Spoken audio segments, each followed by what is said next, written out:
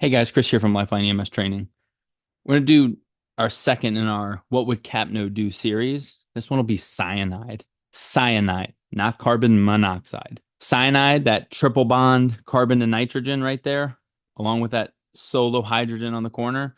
What does it do? Well, cyanide binds to the mitochondrial wall and inhibits that Krebs cycle. So it inhibits cellular metabolism. So it reduces cellular function and metabolism. It's a byproduct of hydrocarbon burning combustion. So the reason we show this is even little things like styrofoam on a model airplane in a basement or accidentally dropping hot solder on a plastic cup in a closed garage during wintertime while a person's working on their model car are examples where you can get cyanide. So it's burning plastics, the sofas. This is why I despise smoky room and content calls that are on fire.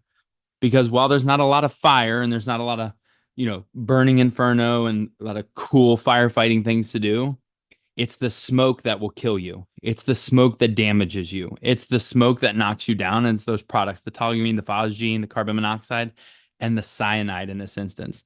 So when you have those burning plastics or hydrocarbons, they release cyanide. Anything that's plastic that's burning releases cyanide. So that cyanide binds the mitochondrial wall and affects cellular metabolism. So if you have a normal, good cellular metabolism, good factory output, and you have that cyanide toxicity, it's going to inhibit that cellular metabolism. So the Krebs cycle, if you can draw the Krebs cycle to scale, here's a picture of it over here to the right. You're phenomenal. It's something that nobody, even at a bar, if you try and, draw it on a napkin to prove a point, is going to think is impressive. They're going to probably walk the other way because it's very scary if you can draw that out. What do we use to combat cyanide? Just as a quick reminder, I know we're talking about what CAPNO would do. Cyanokit. That's the most common. And it's actually the cobalt, the hydroxycobalamin, the cobalt that chelates, bonds, befriends that cyanide. So the cyanide bonds to the heavy metal cobalt and pulls it off, chelates it off the mitochondrial wall to restore that cellular metabolism. So what would happen if a person had cyanide toxicity? Well, if they have reduced cellular metabolism, they have reduced cellular function. If they reduce cellular function, they have reduced end organ function. If the function of the organ is reduced, you're going to have poor cardiac output, poor vascular tone, poor metabolism at the end organ level. So you're going to have that bradycardia, low CO2, because you have poor cellular metabolism, right?